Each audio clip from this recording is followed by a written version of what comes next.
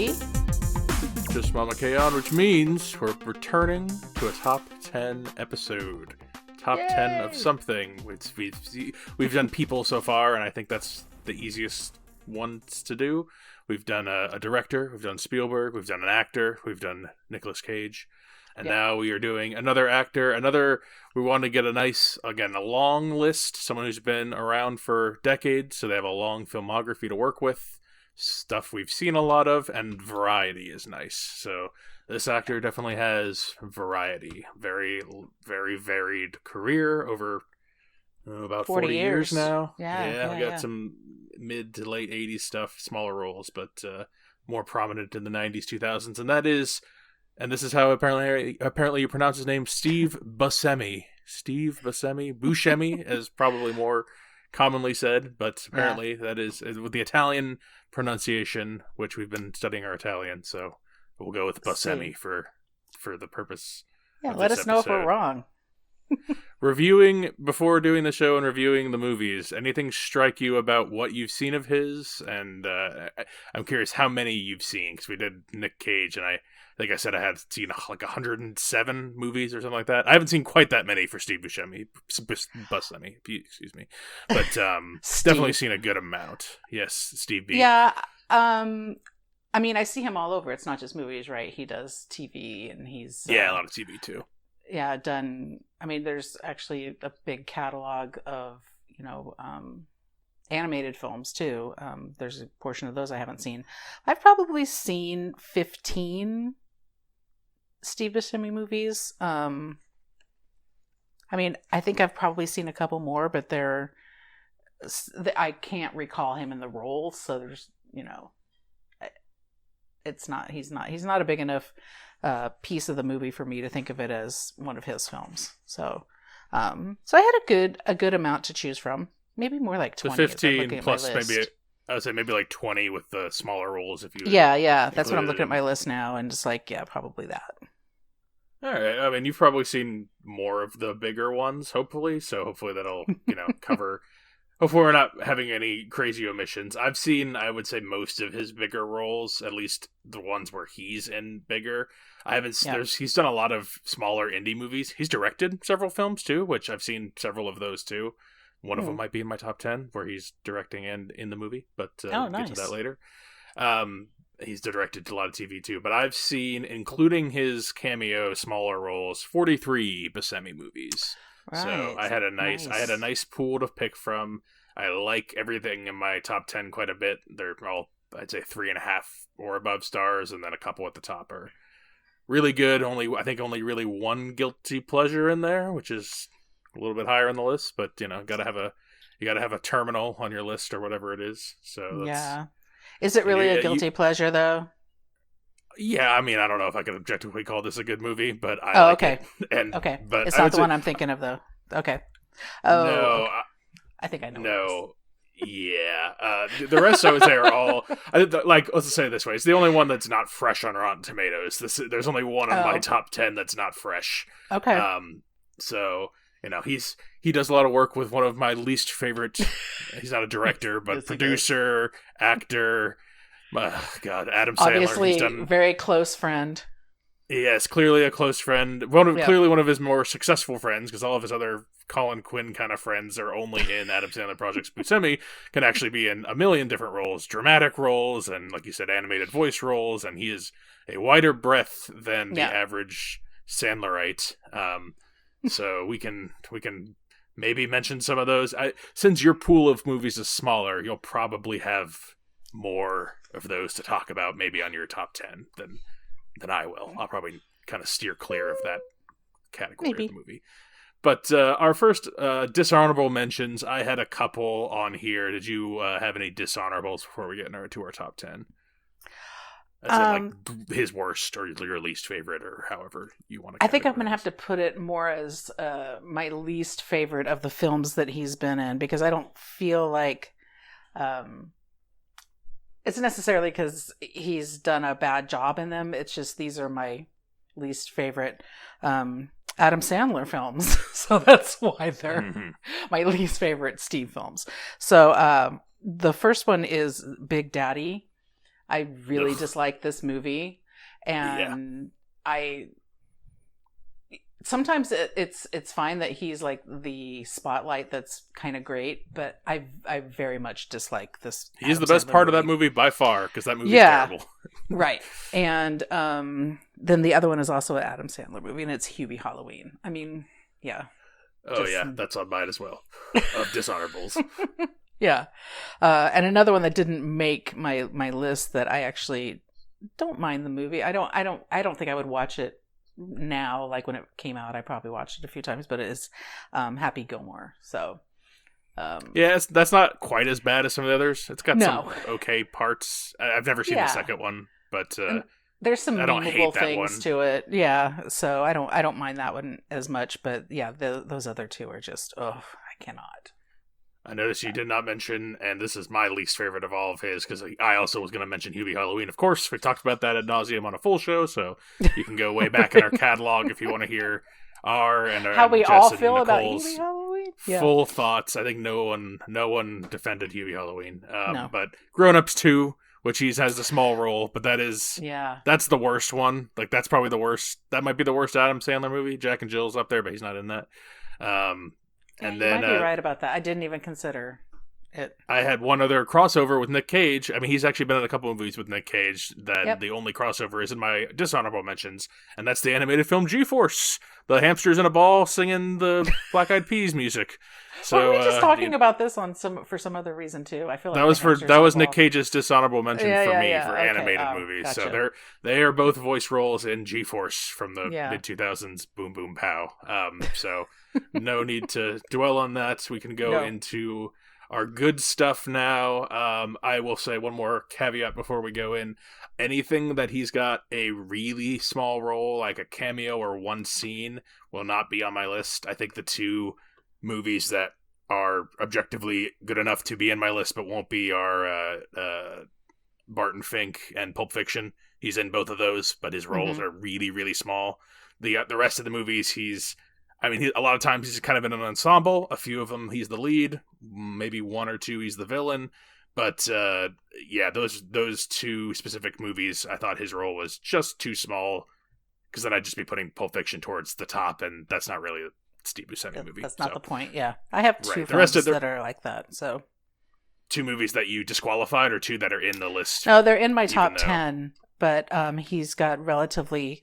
One is a very small role, but I love it, and then the other one is just a movie I sort of like. So, and he's fine in it. Well, then we'll roll right into our top 10. And Mama Kay, what is your 10th Buscemi film? I feel so bad putting this at number 10, but this is going to be such a crapshoot tonight. It's Reservoir Dogs, because that was... I'm glad it made your top 10, I guess. I didn't think it would, but I guess if your pool is small, because I know you don't care for this film. No, and the thing, I was tricked into watching it, and I think I haven't gotten over that in, 30 years now? That was a 90s film, right? So 92. Tricked? Yeah. What do you mean tricked? It was given to me as you've got to see this film. There's nothing like it, which at the time, that's not, none of what they said was untrue. They just neglected to tell me that it was basically, there's a guy that just dies throughout the film. Like, he just dies. The whole film. There's a lot of other stuff going on, but yes. Tim Roth there's is other things dying going on. on. I might be able to go back and watch it and have a new appreciation for it, but I haven't gotten to the point where I can do that yet. And it was, the first Quentin Tarantino movie that I had seen, and I was just like, I think I was upset. I was upset about, is this where we're going with, like, is everything going to look like this now? Well, I mean, there were many times copied. Many times copied in the film. It might have been groundbreaking at the time, but if you go back now, I'm wondering if you've seen all of the twisty crime films since, how this one compares. I still think it holds up. I saw it in college for the first time, so, but... Yeah. I mean, it might be better for me now, just because you're, 30 years removed, and also everybody does things that are obviously much more horrible and, terrible to have to watch. So this is... It could be. It had to make my list, though. So I'm glad you still made it 10. on the list. Yeah. That's good. I had to. My number 10, the only Buscemi directed film on here, and it's his first directed film, and it's one he stars in, and that's Trees Lounge. You ever see Trees Lounge? No, but as I'm reading up on him, I always, whenever we go, and this is the third time we've done this, I go and make another list of things that I need to see. And that's one of the things that made the list, because that looks like something I could really get behind. It's real small and grounded. He's basically just a drunk in it. But like not like a comic drunk. He's like a barfly. So he just hangs out at this bar the whole time. He lost his job as like a mechanic or something, and then you follow him and the other kind of miscreant characters who are down in their luck, people making bad choices. But it's very grounded, regular kind of stuff. There's a general moving plot of things happening, but that's not. It's really much more slice of life. And it's a very nice it's a nice feel bad movie where like things are not going well, bad choices are being made. It's not exactly uplifting at any parts. Chloe Sevigny also in this, a lot of other actors you'd recognize in smaller parts, but I quite enjoy Trees Lounge, and yeah, I think it fits in well. It's his only directed movie that I have on here. He's directed TV too. Like there's a lot of stuff that he's made that I like, but this is my rep for him as the behind the camera and in front of the camera. He's the lead. So he do like He did some Sopranos, I think, directing. He's directed several. Yeah, he's directed several Sopranos, and he was a main character in one of the seasons, I think. Mm-hmm. And at that point, he probably would have been one of the bigger stars of that, because he's already by the late 90s, early 2000s. He's more known, and and TV is still at that time not a big magnet for stars yet. Like nowadays, anyone could be in TV, and it doesn't really matter. But back then, you didn't get bigger known people in TV quite as much. There were TV actors and movie actors, so he did it all. Biggest TV for him is definitely Boardwalk Empire, which I've only seen the first season. I enjoyed. I just never finished it. But yes, Trees Lounge number 10, Mama K number 9. Number 9 I know is not on your list ever. It's Rising Sun with Sean Connery and Wesley Snipes and Steve Buscemi. So this came out at almost the same time as there was one with Andy Garcia and Michael Douglas, I think. Same kind of genre where it's these two people. They're it's a white guy and a black guy, and they're in Japan. So there's a lot, and it's a crime drama kind of thing.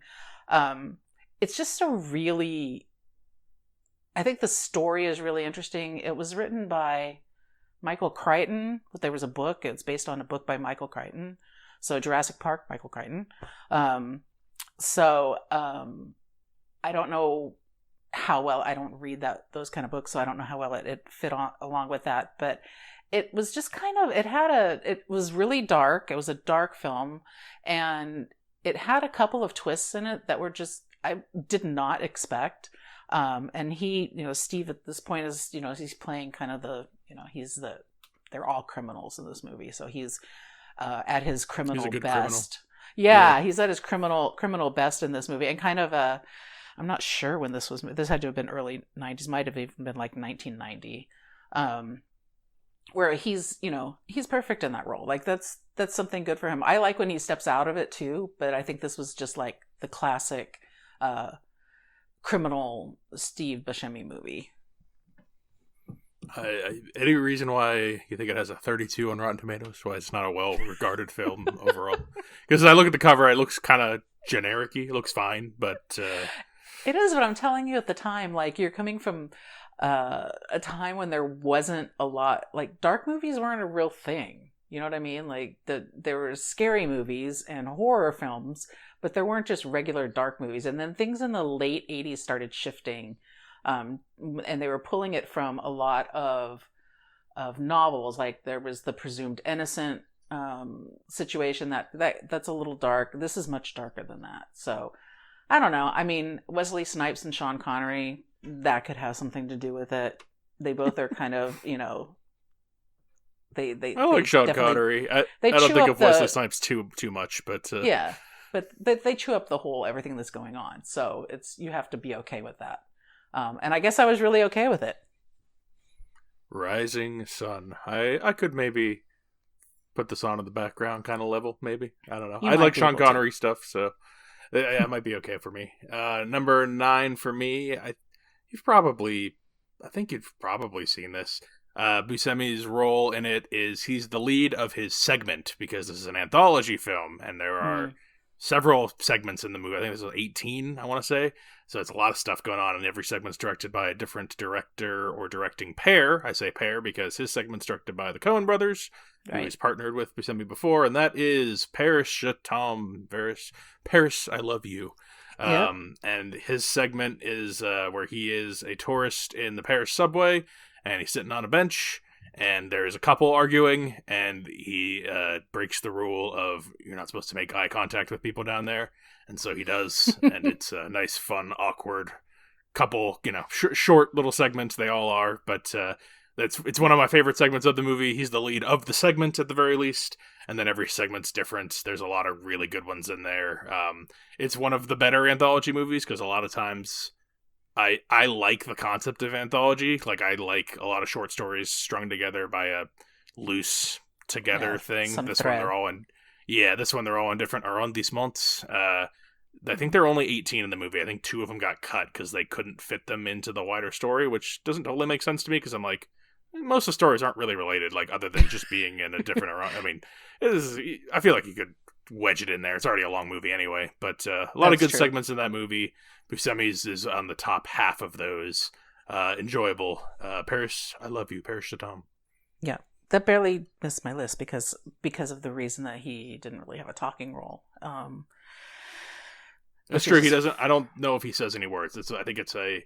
He might say a couple, but like it's a more yeah. silent segment, other than the couple arguing. But that's not what Yeah. the point of the scene is. So And this is this is a Mama K movie, so this that's would why I thought be it might make your list. I'm surprised yeah. it didn't. I Well, figured you had seen it yeah. because that seems like one you would see. It's got a lot. Yeah. Who are the other directors in that? Alexander Payne.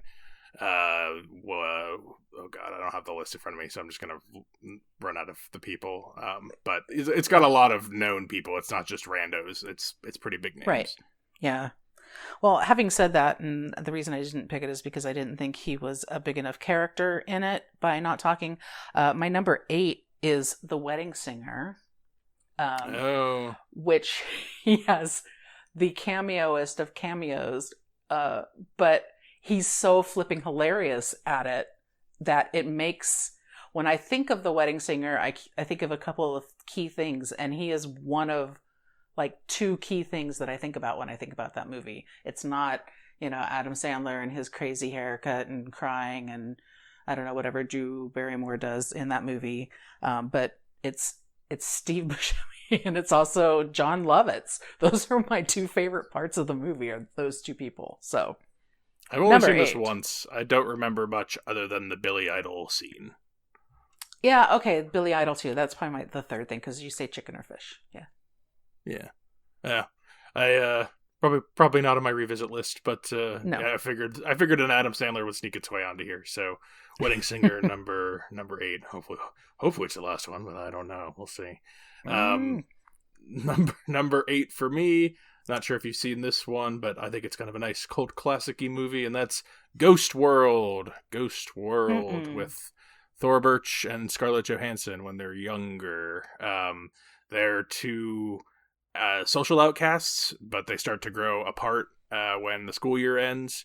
And Thora Birch's character befriends Steve Buscemi's character, who's like a sad sack guy. He goes to record shops. They meet him because they see that he's got like a personal ad for a woman, like a missed connections kind of thing, and her and Scarlett Johansson prank call him to pretend they're the woman, and then they watch him go to the place and be sad and laugh at him when they don't show up. It's very mean spirited, but then Yeah. Thora Birch feels kind of bad about it, and then they become friends, and then they have I don't want to spoil Ghost World, but they have a relationship, and they kind of help each other out. It's a good pre-mumblecore movie, very meandering. I enjoy Ghost World. That director's made a couple movies, and that one by far is the standout. And you see young Thora Birch, Scarlett Johansson before they're adult actresses. So Yeah. They're what 18, 19, something like that in there. So Ghost World, enjoyable, worth a visit. And Buscemi's character is a good sad sack. That's kind 7. of a funny thing, though. Yeah. Sad sack. Because his stuff stands out the most in it because he's so sad. He has some redeeming moments, but it's a sad case for Buscemi in that. Yeah. Number 7. So I'm bookending my Adam Sandler-ness on this, and my number 7 is Grown Ups. That's a movie I can watch over and over again. And he's a highlight in this movie. By far the best scene. By far the best. Yes, the couple absolutely. He's in a couple scenes, and he is by far the best part. The of the touchdowns, movie. That's just, it's so classic. And why can't Adam Sandler capitalize on that a little bit more, and just like step out of his own movie and maybe focus on him. Yeah, get rid of the boring 5 main characters and focus on the loser squad that they have, like who Buscemi is part of. And I don't know. Then you'd have to focus on Colin Quinn and the guy with the weird eyeball. Yeah, I don't know who that is. But no, I think if you just stick with, gosh, I can't remember his name. It's like Lenny or something like that. Is Tim Meadows one of the guys too? Is he like the Chris Rock counterpart? I feel like is he in Grown Ups 2? I don't know if is he in the first one? I don't remember. I can't. I feel like he's in 2. I just remember Wiley. So yeah, Wiley. That was his name. There we go. That's the Buscemi character. Yeah. He's so good in that. So that's my number 7. Yeah, it's acceptable. I never really thought about putting that up here, but I thought that was going to be your guilty pleasure. No, I have another one that's okay. It's a guilty pleasure. It's some people would say it's probably good. Like unironically, I recognize it's not good, but still like it. Okay, but that's a little bit higher. So what is it? Number 7 for me. I don't know if you've seen this one. Came out in 2018. I think this is the newest Buscemi on my list because I've seen movies he's made more recently, but I'd say his prime stuff for me is definitely 90s, 2000s. But The Death of Stalin makes my top 10. Death of Stalin. It's very, very dry, very funny. Stalin dies, and all of his squabbling underlings try to fight for power and how to keep the Soviet Union running. He is Nikita Khrushchev. A good choice that they make in the movie is all the actors are American or British. I think there might even be a few Australian. They don't speak Russian, and they don't even change their accents. They just speak with their own voices, which is not distracting. It's actually kind of nice, and then it lets them play in their personalities a little bit more.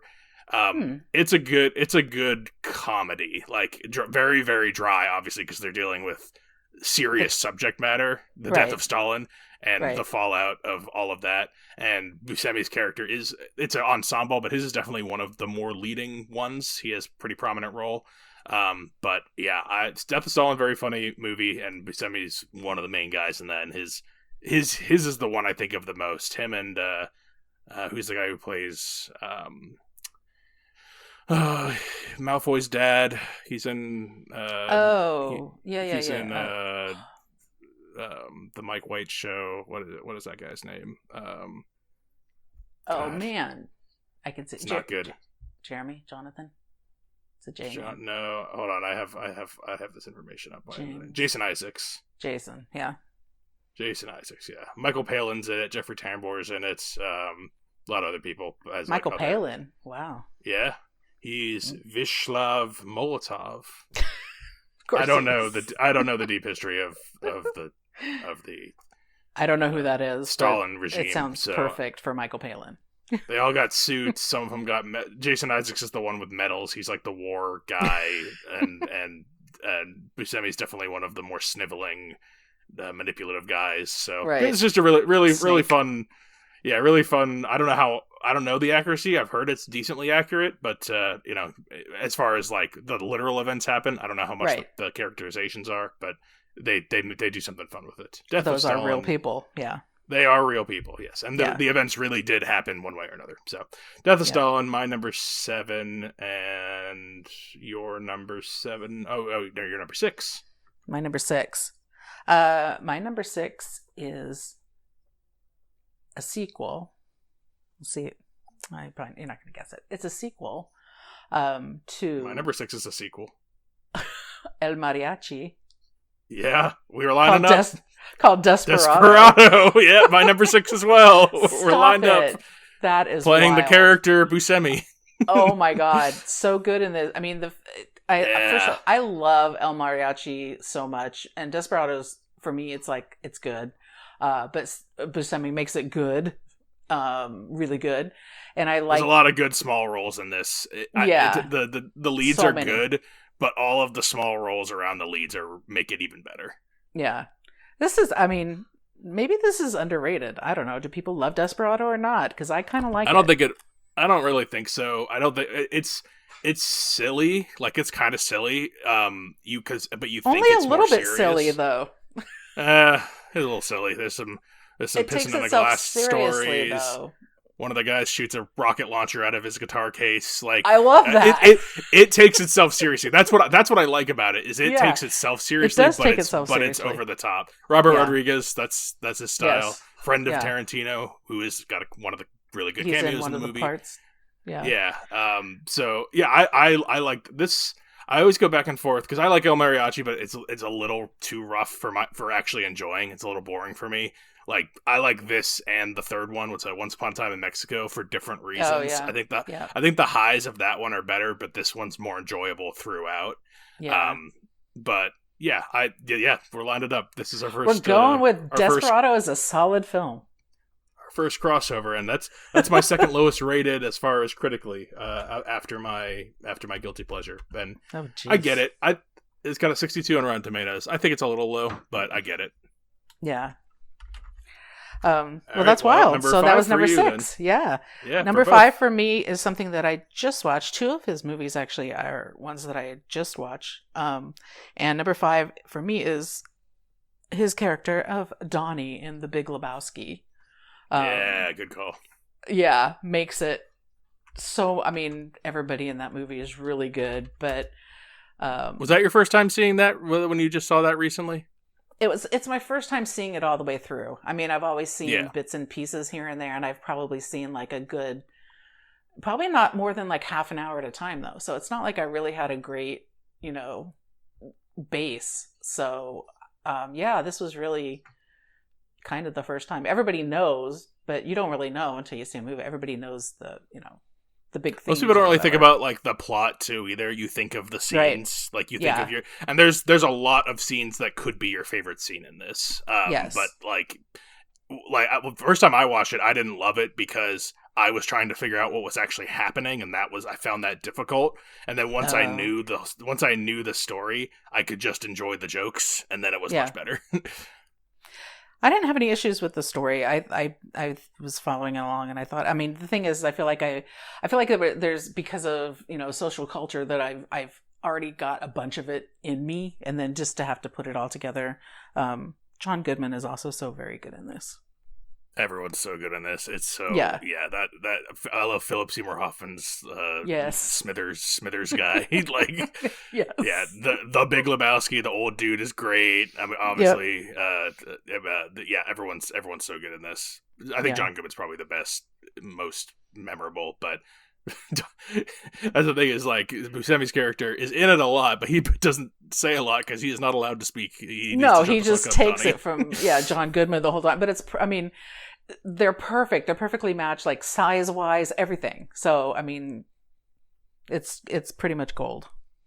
Yeah, Lebowski will be talked about a little bit more in a few more picks probably. So number five for me is my last indie film, I guess, smaller movie, and that's Living in Oblivion. You ever heard of Living in Oblivion? I have heard of that, but I have not seen it.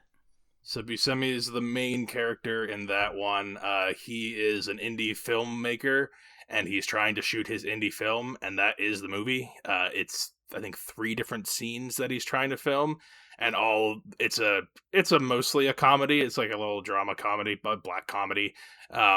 and it's him, all the things that are going wrong with making an indie film while you're making it. Like when the reel runs out and there's a guy running around trying to like get the new thing, and they're like they get like one or two big actors and they're complaining about how everything's not up to snuff, and then they have unexperienced actors not doing things right, the lighting guy's messing up. Like, it's all the things that go wrong with making a small movie. And then parts of the movie are showing the movie he's making, but the majority of it is behind the scenes, him working with the crew and trying to make the thing happen. Right. So it's really, really enjoyable, like meta kind of movie. If you're like movies about filmmaking kind of thing. Catherine Keener is one of the main other people. Peter Dinklage is in one of the three big scenes. It's like a dream sequence.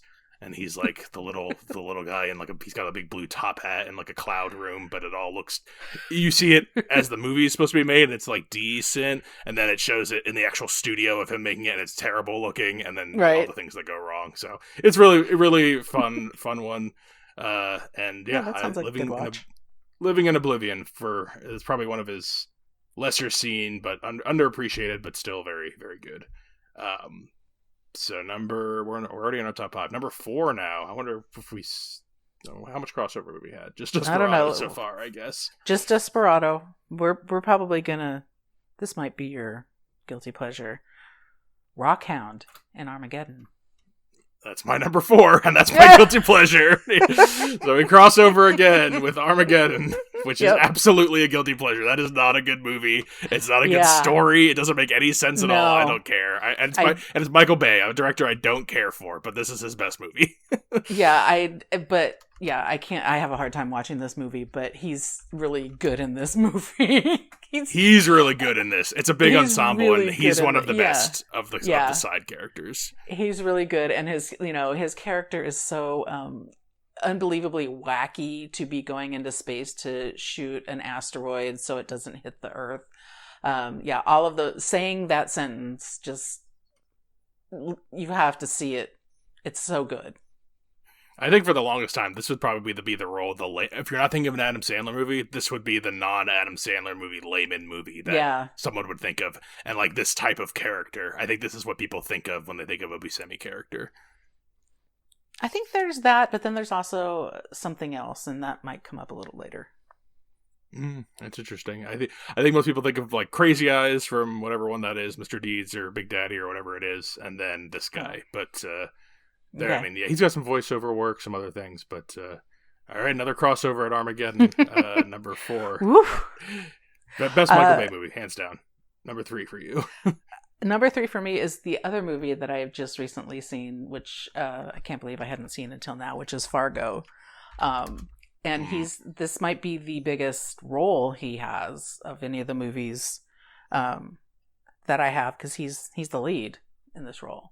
In this movie. And I was warned about Fargo that it might not be the movie for me, or that it might not be interesting.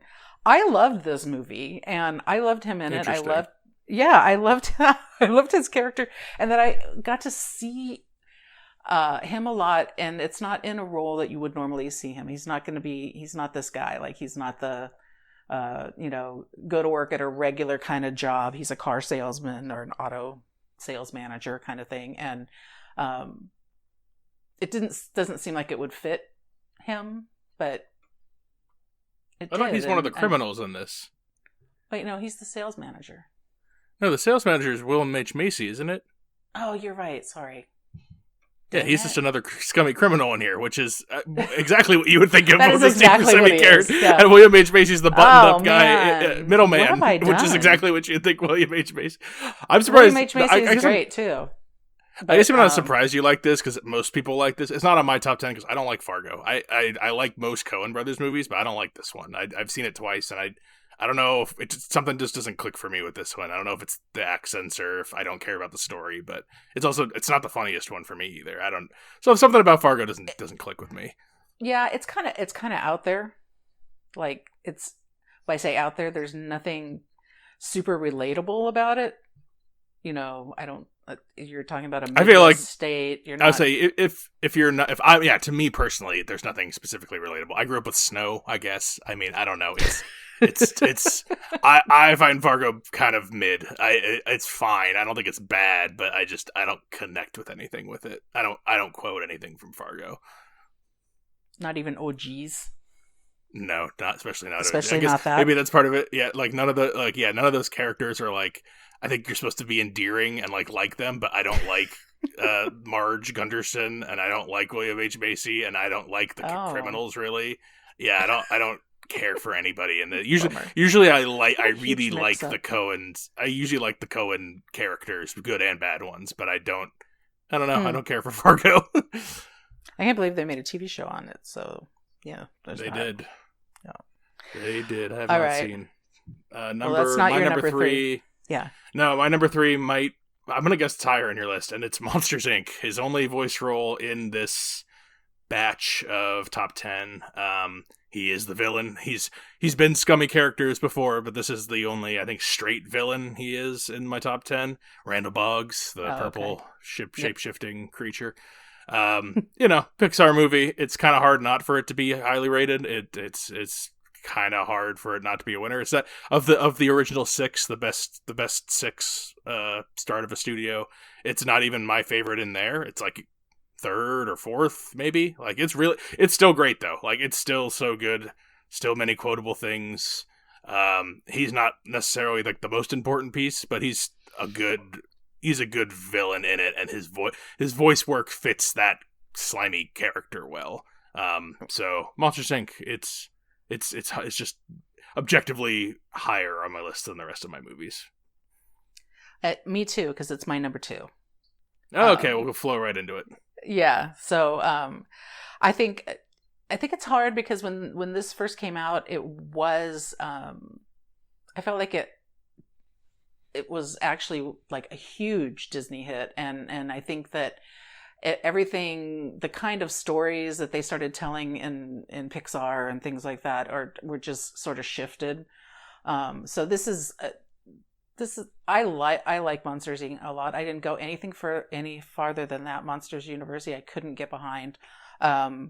There's just, I think it's put together really well, and I think he is perfect as Randall. And you have to have somebody who, is just has that slithering, and it's creepy. He's creepy, and you can have creepy in a Disney movie and not, be totally weirded out. So I like him as my number 2 in Monsters Inc. I'm curious what your number 1 is, because that means it's not on my list. That's interesting. Maybe I haven't seen it. I don't know. I guess we'll get to it. Yep. My number 2 has been said. It was your number 5, and that's Big Lebowski. Such a great film. Probably my most rewatched Coen movie. I'm trying to think what else would be. Like, I think it's not necessarily my favorite. I think I like No Country more. But this one is just the one you could watch any time. After you know everything's going to happen, you could just turn on your favorite scene, 5 minutes, kind of lull away for a little bit, and then another favorite scene will be on in a few minutes. So, again, he's not the star of this one, but he's definitely a major player, even though his dialogue time is cut short. But Big Lebowski, not much more to say. I said a lot of it with your 5 pick. Yeah, he's super important, even though he doesn't have a lot to say. He is pivotal, especially by the end. You get it's sad, but you get you get some nice. Kind of nice words from his friends. I don't know. Big Lebowski is so good. Okay. You're number 1. I don't know it. You don't know it. It's not on my top 10. I don't think it's in my top. I have 5 honorable mentions. I don't think it's any of those. So I don't know. I picked this movie because the character for me is visceral, and when I think of this movie, I think of 2 things, and this is one of the main ones. And he is a terrible person in this movie. He's called Garland Green, and he's in a movie called Con Air, and he is the creepiest of the creepy. He's right up there in my movie world of creeps, as like Hannibal Lecter. He is just so perfectly criminal and revolting and not somebody you ever need to know about in your life, and it just an awful person. And when I see him in this role, I feel all of that when I watch him in this. So I think was this also on your Cage top 10? Now that I'm kind of remembering, I thought for some reason I thought this one you didn't like, but actually it's one you it was begrudgingly like. I don't know. I don't like this. This movie is not my kind of movie, and it's not interesting. It's been both your top 10 so far for the actors we've done. I don't think it was in my top 10 for Nick Cage, was it? I'm pretty sure. I think. Hold on, I actually have the list on this file. Okay, I need to know because it's quite possible because I did, totally flipped up the Fargo situation. So. I really think it was your number. Number is 8.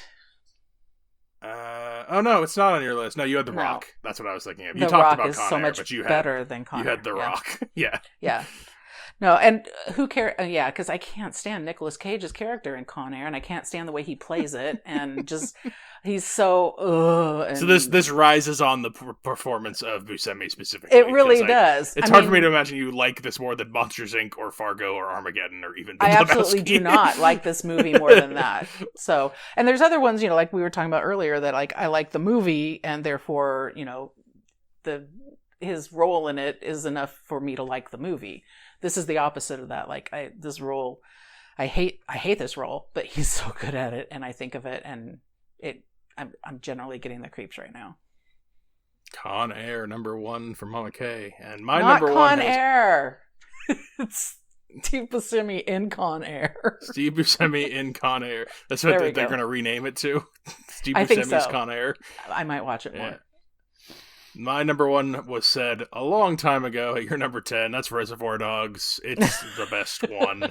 It's my favorite straight movie on this list out of my list. And his character might be my favorite Buscemi role, Mr. Pink. Mr. Pink, yeah. Yeah, I like all the characters. I just think Reservoir Dogs is really well done. I think it's so on the edge. I think it holds up. All the guys are interesting in it. And his is not one of the main couple of guys. The whole thing going through the core, other than Tim Roth bleeding out, is someone's a rat, they think, and so right. He's kind of an obvious rat-like man as an obvious choice. But you kind of play out by the beginning that he's probably not it, and then your suspicion goes down to 2 or 3 other guys.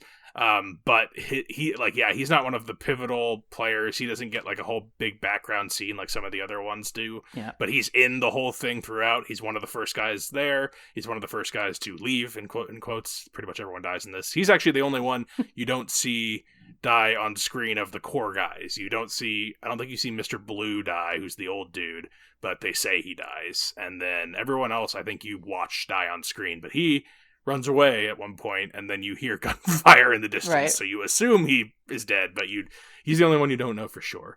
But I think Reservoir Dogs is excellent. If you haven't seen it, haven't been spoiled by it, it's worth going back. It holds up, and it's my number 1 with a bullet, as they say. So Reservoir Dogs, and I will go from 10 to 1. Mama K is Reservoir Dogs. Number 9, Rising Sun. Number 8, Wedding Singer. Number 7, Grown Ups. Nice Adam Sandler combo. Number 6, Desperado. 5, Lebowski. 4, Armageddon. 3, Fargo. 2, Monsters Inc. Number 1, Steve Buscemi in Con Air. That's right. My 10 through 1. 10 is Trees Lounge. 9 is Paris Chatham.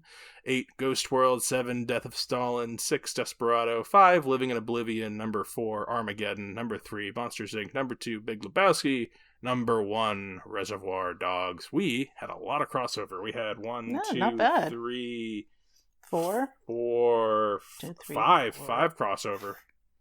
Can't believe you didn't get on the Con Air kick.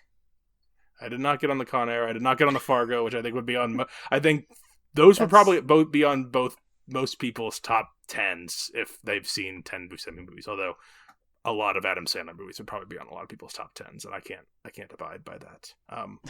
You can't. The dude will not abide. I will not abide by that. I don't even have any in my honorable mentions, even though, yes, I enjoy Wiley in Grown Ups, but I cannot justify putting Grown Ups anywhere near a top 10 unless it's top 10 Adam Sandler movies, and then it might squeak on, but even then I'm not sure. Did you have any... next? Oh God, we could do bottom 10. That would be much easier for me, emotionally to do. But did you have any other honorable mentions that just missed the list? I didn't have any other honor. Well, yeah, I did. Another movie that I really dislike is Burt Wonderstone. And that isn't. That's one of the ones I was going through, and I'm like, oh yeah, I saw that. Oh yeah, he's in that. And then I continued scrolling because I was like, that movie exists. That movie is a movie that is sometimes playing in the background in my home, and I am like, between that should not be allowed. No, it's a whole magic situation, and between that and I know most people like this movie, but Now You See Me and how many iterations. Nicole and I like those. Yeah, I'm like I can't. No, I don't. Me. I don't like clowns. I'm not real keen on magic. I don't like. You don't like the circus. Parisian guys that come at you. I don't like any of that. So that's the only other thing I have listed on here. I wanted to mention that I'm reading about Steve Buscemi. Well, that's not true. Big Fish. Do you remember Big Fish?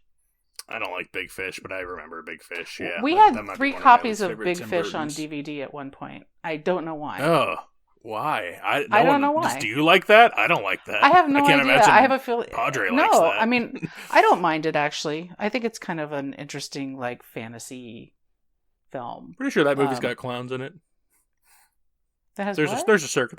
I'm pretty sure that movie's got clowns in it. I'm pretty sure there's a whole circus segment somewhere in there. Oh yeah, I'm sure there is. I mean that's what keeps me from really liking Moulin Rouge as well. So, Moulin Rouge is so good. Oh, I love Moulin Rouge. That's the only thing movie wise else that I had on here. But I'm reading a little bit about him, as I'm doing my research as I do, and I'm finding out that he vocalizes the audio tour at the Eastern State Penitentiary. Oh, that's a good choice. He's a good creepy voice to narrate. Yeah. I can picture, because we've been there, I can picture walking through listening to him, and that actually sounds like a nice experience. I'd enjoy that. Yeah, this is where we take our children on vacation. So just in case anyone's wondering about the previous family dynamic going on. It's an era where we went to school, relatively, so, That's true. 10 years earlier, but okay. Oh, was it that much earlier? I didn't remember that. Oh, I think you were probably in your early teen years, Oh, for some reason I thought I was older. Well, that's because we used to watch Ghost Hunters, and they Ghost Hunters went there. That's true. So yeah. We didn't see that. So anyway, I thought he's pretty perfect for that role, and that's pretty fun. That could be I'm glad you didn't put that on your top 10, because I would not be happy with that as an actual top 10 It's not choice, a film, or else I might have. Yeah. You didn't even put any TV, which I'm proud. This was a movie list. If it was TV, it'd be different. I did a total all movies. A purist list. My honorable is light. It's very similar to Living in Oblivion, so I just don't like it as much. And that's In the Soup, which is a black and white movie by Alexander Rockwell. He's a struggling screenwriter who wrote this really long, kind of terrible and incoherent screenplay, and he's trying to get it made. And Seymour Castle is the producer funding it, and he is so good in it. Seymour Castle's character is so over the top and crazy, and then a lot of people are in that in smaller roles. It's a low budget movie from the early 90s, but Buscemi's the main character in that one. That just missed. It was either that or Trees Lounge, and I think Trees Lounge is a little bit better. I also had Monsters University. I think that's still a good movie, even though it's not nearly up to the other Pixar standards. It's fine. But Randall's barely in that. He's in a very small role, so didn't seem right. Another animated one, Monster House. Remember Monster House with the house that's a monster? Yeah. He's the old man in that. So I really like that one. That's one of my favorite non-Pixar family movies, I think, of that era. It's a good story. I like that one. And then 2 Jim Jarmusch films missed the top 10, and that is Coffee and Cigarettes, which is probably my favorite Jarmusch movie. That or Patterson, I don't know. But that's another anthology, and he's in one of the anthologies as I think he's the waiter or the guy behind the stand, whatever. He's like the guy who works there. And a movie that I don't like, but there's a couple things in it I still think about and say, and that's The Dead Don't Die. I think you've seen this, with Bill Murray and Adam Driver, and I think Chloe Sevigny is the female lead. But it's the zombie movie. Film, yeah. 2019. Yeah, it's. Yeah. And Buscemi's character is a MAGA guy in that. I don't know if it's literally MAGA, but I think he's got like a red at the house. Yeah, I don't know if it's a red Trump hat, but it's something like that. And it's obvious what what the situation is. Yeah, it's obvious what he's doing. But the one I still laugh about it. Overall it's a pretty boring movie and like not that interesting.